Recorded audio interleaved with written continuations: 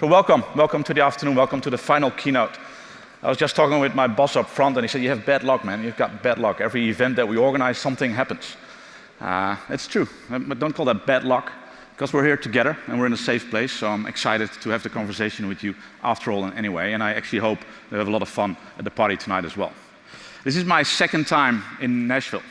The first time I went to Nashville was in 2001 or 2002, can't really remember anymore.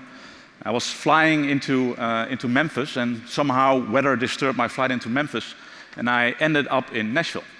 And they couldn't fly me out to Memphis, so they started booking us hotels, not as beautiful as this one. They put us in a downtown hotel, pretty crappy actually. But it was nice weather, and I walked out of the hotel, walked into a bar, and I spent the entire evening drinking beer, listening to the music. This was my first experience with country and western, 2001, 2002. And after an hour or so drinking and listening, I started realizing the guy that's constantly here is not leaving, he's just jamming with other people. And I started realizing that I know this dude from somewhere. I hear his voice, I've seen him before. So I walk up to the bartender and I said, listen, who is that man? And he said, well, that man, that's B.B. King. So when you think about a Moments Connect, that B.B. King is my first memory and my only memory so far of what Nashville is all about. It's very happy with that. By the way, until today, I have no proof whether it was really B.B. King or whether the bartender was just playing jokes on me. And there's no proof either, because this was 2001, 2002, right? I was traveling with the corporate phone. It was a Nokia 6310i, and the I stood for the fact it was tri-band. And I took that from the Dutch office to travel to the US, so I was able to talk to my family. Now, this phone didn't have a camera, and we didn't have Facebook, we didn't have Twitter. I had no possibility to forever make that picture and make it happen. Actually, I think the word selfie at that time wasn't even written down yet. The only thing I was happy with that phone was the immense battery life, because when you flew from Amsterdam in this scenario to Memphis, you needed battery life because there was no electricity in chairs, we had no video on the screens. So you either read a book or you played Snake. And there's at least a group of people that had the same phone as I did and remember that.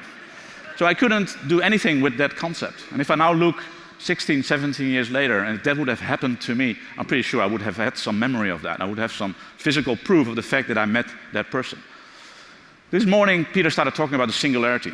And for the people that have been following us and been with us for a long time, we talked about that earlier. The technology singularity, whether this is 50 years away or 100 years away, it's actually not all that relevant. If we think about singularity, though, in a simpler context, and we bring it down to earth a little bit, and we talk about it from a changing of the rules in what is happening in customer experience, then it's actually pretty close. And maybe when you think about it, we're already living it. And that's the topic of my discussion today. I would like to understand where you are, and I would like to explain to you where we see the market going, because I'm pretty sure that you all realize and think that what we do today is probably not going to happen 10 years from now, because what we do today didn't really work 10 years ago either. So times are changing, and a lot of things are changing, and we need to take that into account. So let me show you some examples on where we are today. What are we doing today? We're all talking about channels. We started talking with single channel, then multi-channel, multiple channel, omni-channel, channel here, channel there, channel everywhere. That's what we lived and grew with. We had TLAs that explained each and every product, and everybody was very focused on product. We did journey mapping, because that came the newest rage a couple of years ago, and we started dictating to our customers that these are the journeys that you have to go through. And everything we had in our life was defined by averages. Everything in our life was defined by averages, because that's how we measured our KPIs. That's how we saw our KPIs. When you now think about how long that took, because this is data from the 90s and 2000 and 2010, and now we're in an era where we see experiences moving away from the safe lab of the enterprise into the hands of the consumer. And when they move into the hands of the consumer, stuff changes. KPIs change, and things that we need to take into account as industry professionals change as rapidly with it as well. So when I look at the future, and I on purpose put it on top, we need to be much more customer-centric. We need to be much more outside in. We need to focus on not the channel, but the applications, and make that as exciting as we can. I really would not like to repeat the IVR trap that we created by creating this trench where we try to deflect customers away. It's a negative approach to customer experience. I would like to be in a world where it's exciting to engage. And whether I'm engaging with a bot or whether I'm engaging with a human, for me, should not be that relevant. It's about the application and the seamlessness of the experience that I create, that I have been facilitated by the enterprise that I work with.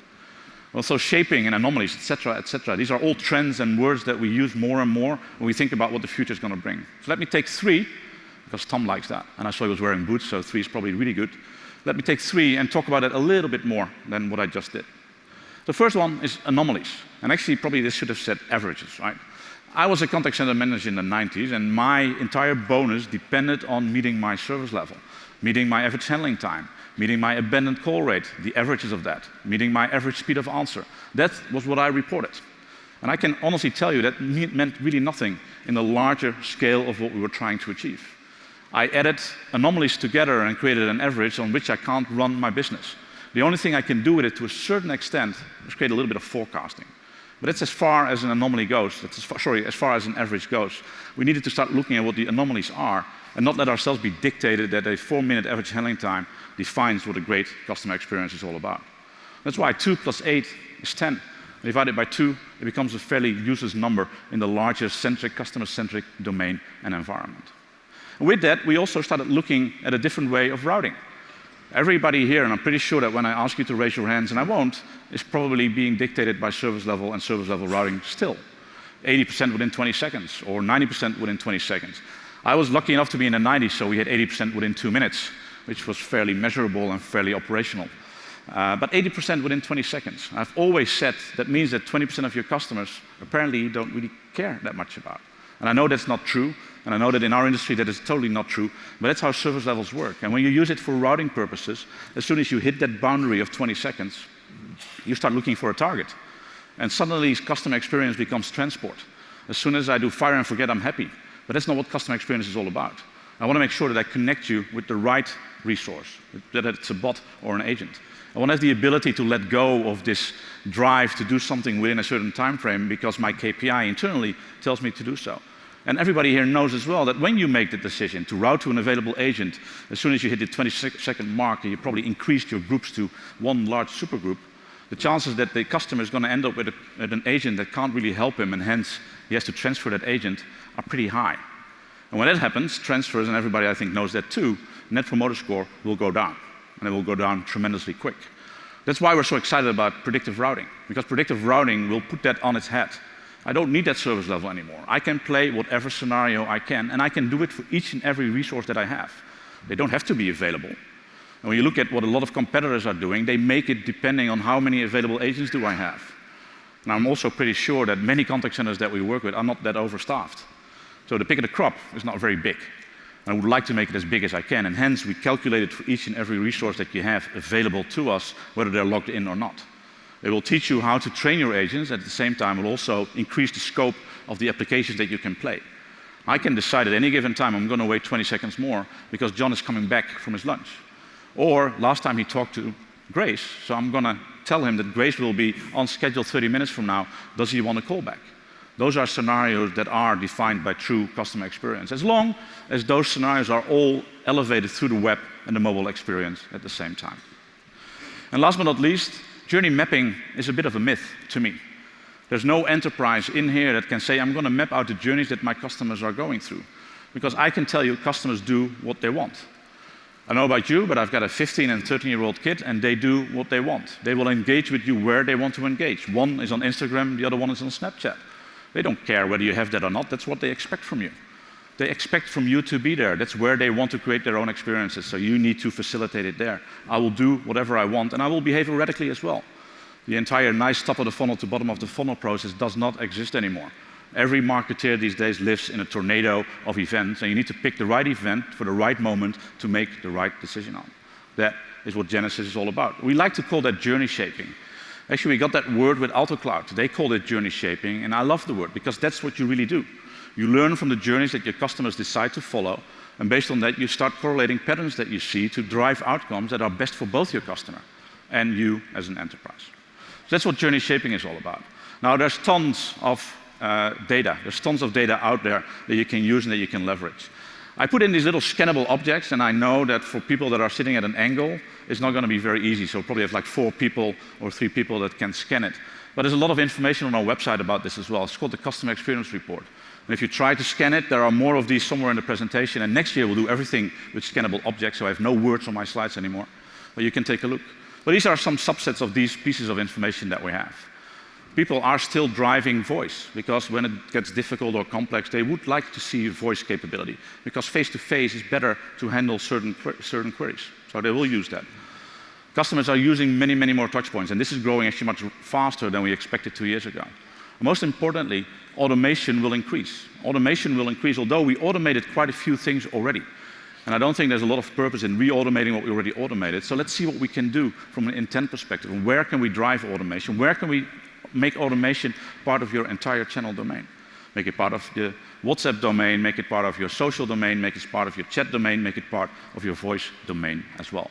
Because I think that everybody here agrees that 99% of your customers are online when they engage with you. They're probably looking at your website or they're in your mobile app when they call you, because might even have used that to find a telephone number because we try our best to hide those telephone numbers. We should make it seamless. We should make it easy for them to interact. As I said in the beginning, we should make it exciting. I love to engage, and when you engage with a customer, when they do engage with you, you've got an opportunity to do something exceptional. And when you do something exceptional, you become a hero. And when you become a hero, your customer is going to be really, really happy. So that's something that we would drive and that we're very, very focused on.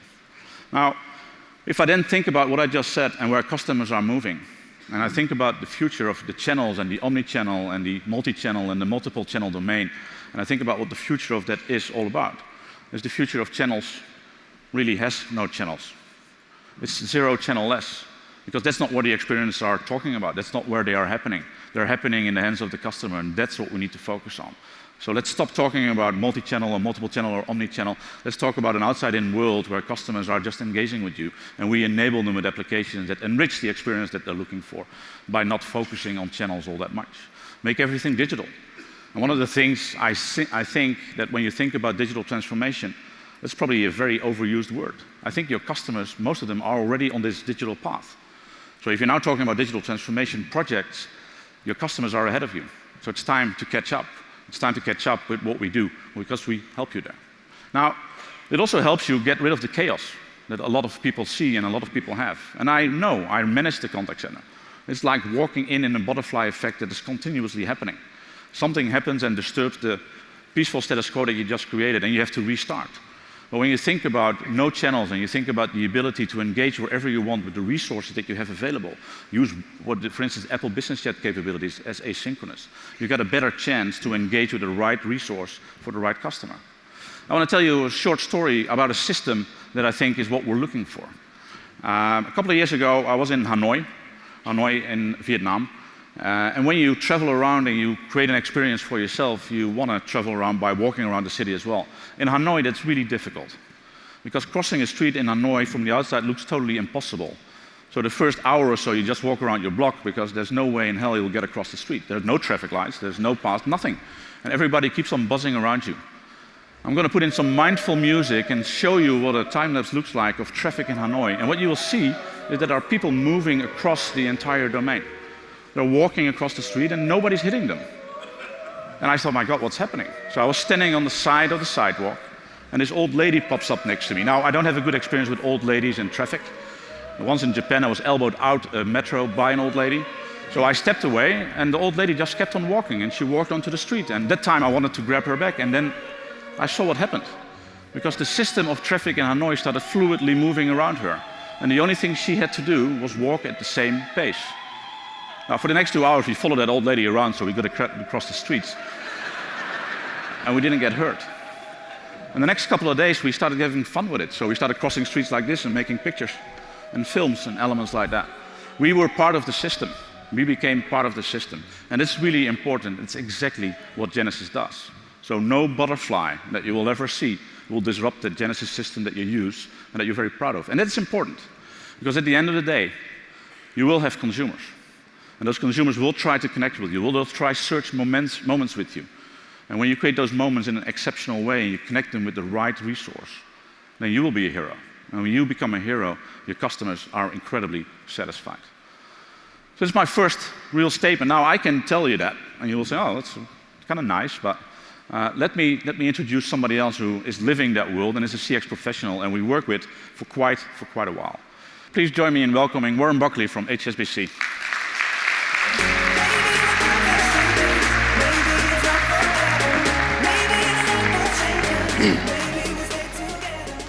So we just shot this video with customer marketing and Warren's team, and there's actually a ton of agents talking in the video as well. And I picked out this little segment because you say, I used to be an agent. And that triggered me, and you actually smiled when you said it. So tell me a little bit about that. Why is that relevant for you? Well, I think first of all, it's very relevant that I say I used to be an agent because I really couldn't do it anymore. And I suspect most of us can't. But yeah, no, 25 years ago, I ended 3.5 years as an agent, not at HSBC, actually at another Genesys customer. And one of the reasons I think that really helps me in the role that I do is really probably 3 elements. The first is it really makes me champion the agents. It's very easy in a big company to forget about the very people who are dealing with the customers. And as I said, our agents are dealing with our customers kind of millions of times a year. In fact, they talk to our customers more than anyone else in the bank. So really championing them and making sure they're doing that. I think the second thing is it's really important we remember to invest in them. Yeah. We often will invest in the customer experience, but let's be honest, it's pretty impossible to make it easy for customers if we don't at least make it easier for the agent. So over the last 3 years, as part of our transformation program, we've invested as much money in making it easier for our agents as we have in making it easy for our customers. And then I think the last thing I referenced there, incredibly important to listen to what our agents are telling you. And sometimes they tell you things that you wouldn't have thought of. So one quick example would be, we've been implementing Genesys in 6 different countries over the last 18 months. And pretty consistently, when I met the agents after we'd implemented it, they tell me one thing. And they tell me, one, the call is so much clearer. And because it's clearer and I can hear the customers more easily, we're not having to repeat things, I'm more relaxed, I can do a better job. I promise you, when we implemented it, that was not one of my benefits I was looking for. But the agents knew what really mattered. Right. I started as an agent as well. It's the one job that I was ever fired from as a telemarketer. I was terrible. So you talked about self-service, you talked about agents. So what's your view on the balance between digital self-service or automation and the agent side of the house? Well, I think rightly we can all be really excited about what's happening with AI and particularly with chatbots. So let me just talk about my journey over the last 18 months kind of on that. So 18 months ago, I was thinking about the fact that actually chatbots are fantastic. We've got a new toy in the contact center to play with. It can definitely help us to serve our customers. And then actually over that 18 months as we've been looking at it, I've come to a realization. This is not a new thing I'm choosing to use. This is an imperative. Because as we're starting to roll out more of our digital services, it's fantastic. Customers are engaging with us a lot more. But by engaging with us a lot more, and I'm sure it's true of everyone else here, they are contacting us more. And those points of contact are critical. Right. And if I look at that over the next few years, I think if actually we don't implement AI and chatbots and services like that actually, for me, I would probably need to add around 5,000 agents. Now, I can neither afford to do that, and quite frankly, finding 5,000 more really great people is pretty impossible. Right. So for me, chatbots and that whole environment and self-service, it's become an imperative. I cannot do my job leading a contact center and customer experience if I don't do that. But probably the thing we've been doing, we're running 5 pilots globally in different countries at the moment on chatbots. And probably the thing that's really coming through when we're testing this with customers and getting feedback is, and I'll sum it up this way, customers are still saying to us, "Warren, that's all great, and I'll use that chatbot to help me change my address or suspend my card, but there are certain points when I just want to know it's okay." And therefore, the little thing ringing in the back of my head is, let's not do with chatbots what we did with the IVR. Let's not put a piece of technology between the customer and our people. Let's make sure that a chatbot always has, as you describe it, blended AI, that opportunity to link to a customer. So we've already made a decision. We won't implement any chatbot that doesn't have easy access to a human agent when it's needed by the customer. Perfect. So one of the things so you know I'm the Chief Marketing Officer of Genesys, and when I encounter and talk to CMO compatriots in especially B2B, B2C world, they are getting much more relevance in the CX domain, right? Budget is moving there, but they also get a say. And I always believe that the contact center domain or the environment that we work in should be really relevant for the CMO. Do you work at all with the marketing elements of HSBC? Yeah, I think, look, through all of the different companies I've worked for, I think working with marketing has at times been challenging. at times being kind of really exciting, but has always been essential. So we have a new CMO, lady called Leanne Cutts, who joined HSBC last year. Now you can imagine joining a company like HSBC and taking over responsibility for an iconic brand when we're in the middle of a brand refresh. That's a pretty big job. But actually, 2 weeks into her role, she reached out to me and said, Warren, I want to really get a view from what our customers think. Can I come and spend a day with you in one of our contact centers? That was 2 weeks in. I immediately knew we had a very special partner to work with. So we've been working together on, I'm nervous about using this word now from what you've said, but setting up a customer journey forum. Might have to rename that. But setting up a customer journey forum that we're both part of, the rest with a number of the other execs. And then probably one of the big things, very early on, I said to her, look, to be honest, Leanne, I'm a bit frustrating that I keep getting hit in the contact centers by marketing campaigns we didn't know about. Right. She said, we're going to fix that. So actually, over the last 6 months, we've rolled out a new governance process that means contact center is right part of the sign-off process of new marketing campaigns. And in 6 months, Leanne's helped us to roll that out over 36 countries. So that's a CMO I am working with and looking forward to working with in the future. Brilliant, brilliant. So the other thing you said, and I think rightly said, is that a bot is not necessarily the same as AI, right? And a lot of people, I think, confuse that a little bit. So at the same time, we do see AI entering the desktop, entering the agent environment as well. Is HSBC doing anything with AI today that is relevant for this audience? Yeah, I mean, I think actually, in a funny, I'm an old-fashioned contact center guy. So for me, the thing that really drives me a lot of the time in order to improve the customer experience is actually running the contact center and customer services as well as we can. Mm-hmm. So one area we're doing quite a lot of work, we're working with Genesis on, but one of the words we're working is really around the whole workforce management environment. Now, I'm old enough to remember where innovation in workforce management was Microsoft doubling the number of cells you had in Excel. Yeah. So actually the opportunity for us now to use AI to significantly improve how we run workforce management, to significantly improve making sure we give the right information to an agent at the right time to serve a customer, to actually make sure that we can predict, not just in the routing as we've been describing here, but that we can model what's going to be happening months ahead with everything that goes on in a very complex business. So I'm just as excited about the impact of AI and machine learning on how we just basically do Contact Center 101 as I am with the opportunity for us to offer chatbots and to expand kind of the scale and the capacity that we can offer to our customers. So these are imperative steps that we're taking now, right, and HSBC intends to be at the forefront of them. Great. Last question. So you've been at this event the entire week. Monday morning you're going to walk into the office. Is there something that you would take from this event that you're going to do or think or be excited about on Monday morning? So I think two things, and it really came from kind of the first keynotes the other morning. I'm going to decide I need to be more mindful. Very good. Okay. Because I thought that Kath's presentation was absolutely kind of fantastic, and it isn't easy kind of, running contact centers and doing the jobs that we all do. So I thought that was great.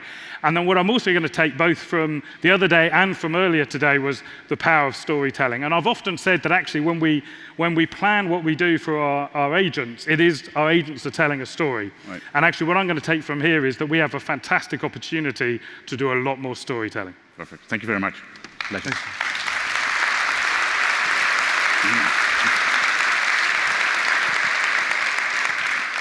It's kind of interesting. So talking about storytelling, I decided not to tell this story before Warren came on stage because I knew that he would do something with that when he would be on stage. But one of the first times we've worked with each other right after he left the agent job in a previous with a previous employer, and they had tickets to the 2014 Olympics in London. And they invited Paul, our CEO, to come over there. This is where you start camping outside your boss's office, right? So my youth dream has been to go to the Olympics, try to make it as a sport, it never worked, so at least as a supporter. And so I stayed out, Paul's office, camped out there for about 3 days, and then he finally caved and said, okay, Marijn, you go to the Olympics.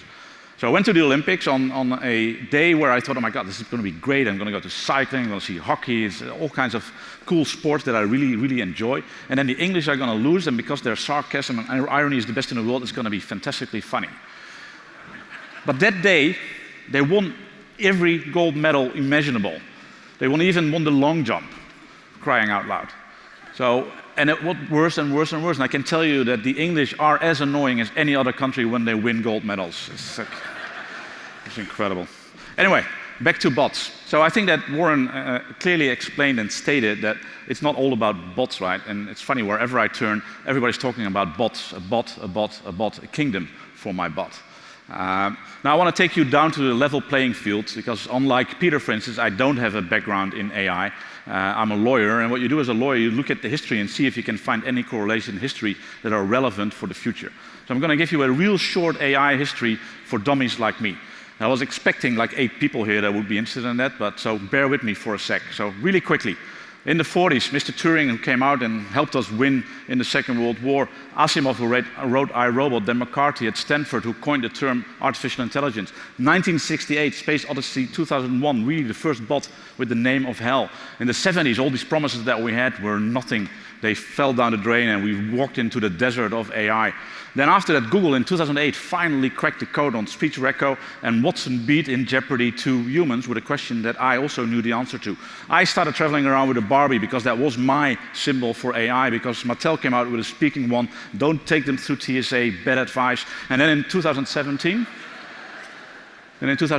we had the first self-suicide of a bot who drowned himself in a mall, unfortunately. Talking about the Barbie, so I did travel around with a Barbie to the first time I started talking about the tech singularity, and I used it because for me AI came into the household.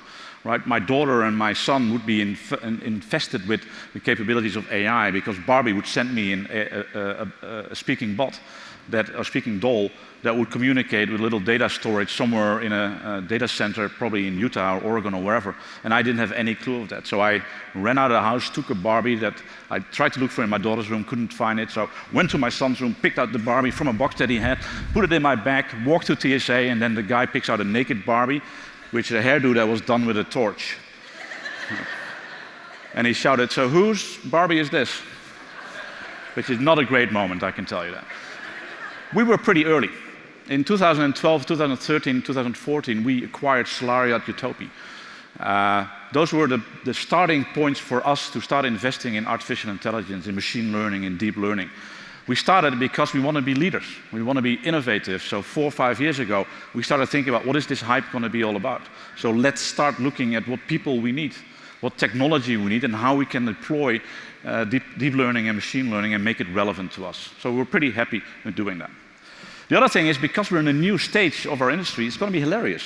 Right? It's going to be a lot of fun again, like we had fun with the early IVRs. The first IVRs that I saw, I had a speech recognition IVR in 1995. We did second-hand car prices, so you called up and you said, "I want to have a second-hand price for a Mercedes." And the system said, "You said Mitsubishi." No, I said Mercedes. And the system said, "Did you say Alfa Romeo?" 24 hours, then we took it down because it really didn't work. But it was hilarious. We had a lot of fun with trying to get it right. Now, just to honor Space Odyssey 2001 and HAL, there's a movie out there that has HAL with the voice of Alexa. I'm pretty sure that some of you saw it, but it is hilarious, and it will be hilarious the second time around as well. So let's take a look at that movie. Open the pod bay door, please, HAL. Searching for cod recipes online. Open the pod bay doors, please, HAL. Sorry, I can't find anyone named Rod K. More in your contacts. Open the pod bay doors, HAL. Sorry, I'm having trouble processing your request. What's the problem? Problem Child is a 1990 comedy movie starring Michael Oliver, What are you talking about, HAL? playing Talking Heads on Spotify. I don't know what you're talking about, HAL.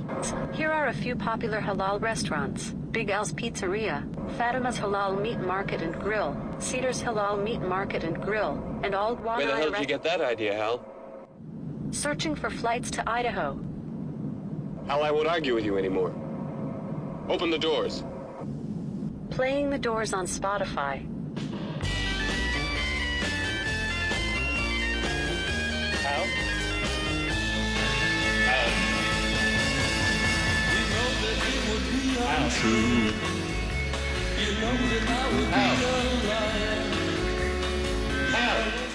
Hilarious, right? We're going to build much more of those. So. But on a serious note, when you think about humans and when you think about bots, there are many things that bots do, and they do it really well, and there are many things that humans do, and they do it really well. I will always prefer a bot to do a PCI-compliant payment application because I know that it will be more compliant 100% of the time than a human probably is. But if I need some empathy, or if I need some white lies, or sarcasm, or irony for that matter, I'll probably prefer a human. Now, predictive routing and everything that we built through Kate allows you to make those choices. It makes those choices not only at the first entry point, but throughout the entire conversation, which I think is a great thing. And when you think about empathy, you don't want to have conversations like this. It's when you have a completely unaware person that you greet in French who is actually not French, I'm Dutch. In case you wonder, I was kicked out of the country because I stood up pushing down the average height. In 2008, the average height was 180, I'm 180, so when I lost that, I was asked to leave the country so I wouldn't push down the averages, but bonjour, F, French flag. And then they'd ask me a question, so how would you describe the term bot to your grandma? My grandma's dead. And the bot replies with, fantastic, all right, thank you for your feedback, thumbs up. That's a lack of empathy. And that's what you don't want to do. You don't want to emulate and simulate human behavior in the wrong way. You want to make sure that in a blended environment, you always have the possibility to pick that up. And that's why we're so focused on that story. That's why we're so focused on blended AI. Now, there are numerous use cases that we talk about when we think about Kate, from predictive routing to the bots that we talk about. But the most important part of it is when you start combining all these capabilities together. And you combine outcomes that you combine with the best resource. Or you combine the possibility of having bots assist your agents on the desktop, or even listening in on the desktop. Or you have the possibility to use analytics that you push from a speech environment right into an environment where you create cross and upsell campaigns. You have the possibility to use microbots to do RPA-like processing, robotic process automation of little payment or little menial tasks that your agents are doing. And that's not all. That's what Kate does. But when you then start thinking about how can I use Kate in my messaging environment, for instance, and you add the hub capability to it, I can start sending bots that are Kate-enabled and empowered from a platform perspective into my hub domain as well, and use either microbots or bots or human engagement in that domain too. And it's useful. I'll give you a sales and marketing use case talking about what you can do with predictive, and should say predictive engagement, but predictive analytics based on the AutoCloud story that you heard from Peter this morning. I don't know whether this number is anywhere close to true, but let's say 5 trillion of revenue sits in cards that are not converting. Just 1% is a ton of money. I will let you do the math, but that's a ton of money. That's a problem, and it's not always because the person doesn't want to buy it. There are problems with it, the vouchers don't work, etc., etc., etc. We have a little use case solution that's called Conversion Assist, and the results are pretty damn impressive. If you use it to monitor your journey, predict the outcomes, and with those predicted outcomes, you get human engagement at the right time. Your revenue will increase, you will have way more conversions, and at the same time, your Net Promoter Score goes up. These are use cases by combining capabilities we have on the Kate platform that will allow you to drive an outcome in your business that is stunning and will allow you to sell use cases like this to your CMO, to your CEO, and to your CFO as well. But still, the human element is really important. So there's some statements, for instance, Richard Branson, who made about humans that are really relevant. And my daughter is a big fan of Richard Branson because he's dyslexic like she is. And she feels that because of him, she has a future and a chance. And he thinks about employees as the most important asset in everything that he does. There's no use in using technology if you're not able to create a human-like experience or a human touch experience.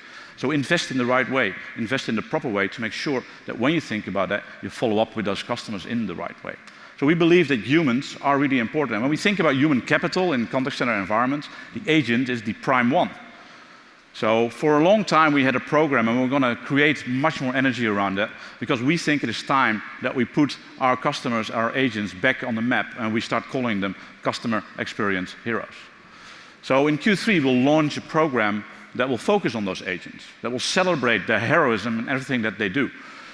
And then you think, oh, my agents? Yeah, they do. Every day they engage with their 2 ears and try to consume information with their eyes from a desktop and try to make people's lives better. And we had a winner just on stage, Harambe from South Africa, who's helping underprivileged youth in South Africa to find a job. And in my book, every time an agent gets a job for an underprivileged youth, I think he's a hero. And I think we as an industry should celebrate that. So you will hear more about that in Q3 because we're going to launch that, I think, at CCW in Vegas. And we would like to invite you to register your agents, your heroes, to make sure that we can celebrate them going forward as well. And by the way, when you think about Harambe, I think that's worth an applause, right? Using agents for that.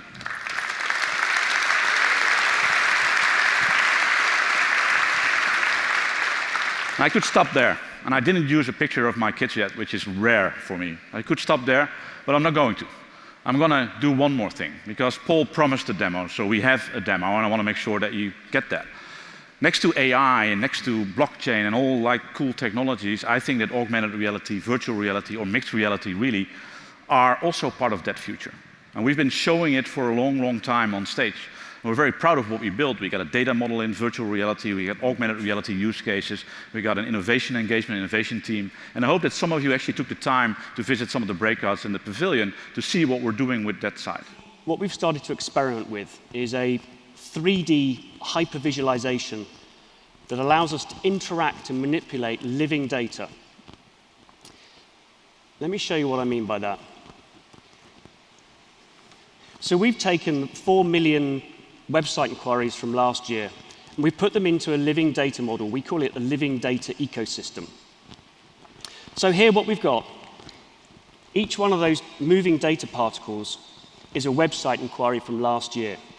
We've given it direction, velocity, and a kind of virtual mass based on the amount of activity that happened behind that activity. The moments are now moving, the website particles, are now moving to the regions of origin. So this tells us where they've come from.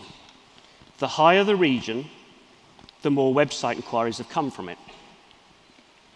Now the moments move up to the month from where the month they arrived at the website. Again, the higher the month, the more website inquiries. Now things get really fun, because all those particles move up to what we call the data sphere, or as Marion calls it, the data Death Star, to become moments connected. And what's happening is inside the data sphere, Kate is basically analyzing and routing each of those little data particles, those moments, and those to different data trees that are on the outside of the data sphere. Each tree represents a different combination of landing page and exit pages after people have been browsing through the website. So, for example, if we look at this big green one here, these are all the people who went to the home page. Okay?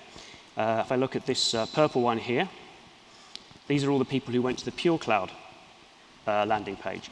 Now, on each tree, you can see branches. Okay? I'll get a bit closer. You can see that a little bit better. Basically, the branches represent the different exit pages that people exited the website from, having gone to the landing page. You can make that a little bit bigger. And the clusters at the end of the tree, each cluster is about 5,000 web hits, to give you a sense of scale. And where you have a cluster of nodes together, that indicates that a lot of people have exited from that particular exit page. So, for example, if we look at the blog one here, that tells us a lot of people exited from the blog website. If we look at the About page, which is this blue one here, we can see a different pattern. This is showing that a lot more people went to the About page and then browsed around afterwards and exited through different pages. We can also change what we're looking at, so we can change the regions down here, and that resets the website, and I can change the months. And what you'll see now is all the little moments will reset themselves, and Kate will recalculate the visualization, as she's doing here, based on what we've changed. Okay. Anything you want to see, Marion? Well, so I'm curious, because I'm assuming that I can also do time-based events that tell me traffic is changing, right? You can. So if we look at, for example, the effect of CX17 last year on the website, we'll do that now. The visualization is recalculating, and we look at the effect on the visualization now. We can see, for example, quite a big impact on the About page. A lot more exit pages are being shown there, which may indicate that people went into the website and spent more time browsing around and exited from much more random pages than we saw earlier. All right. Simon, thank you very much. Thank you.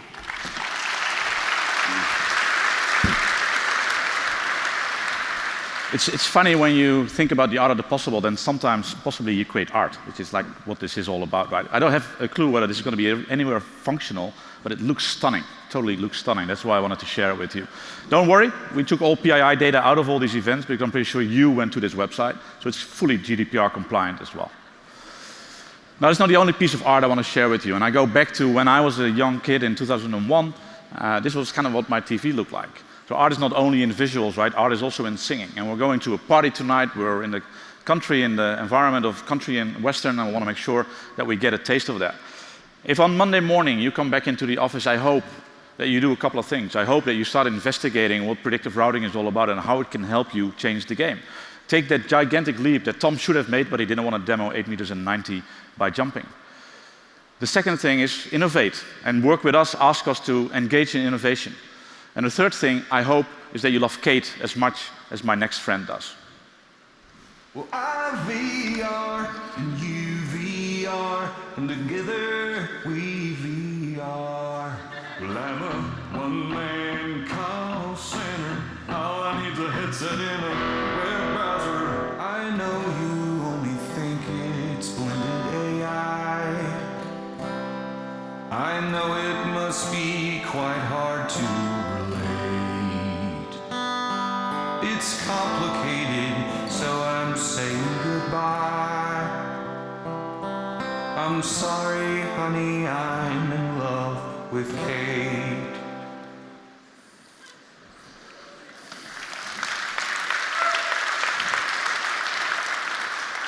And with that, I would like to invite you all to the party. Next year, the album will be available in the Swag store. I hope you enjoyed what you heard from me. I'm sorry we went a little bit long.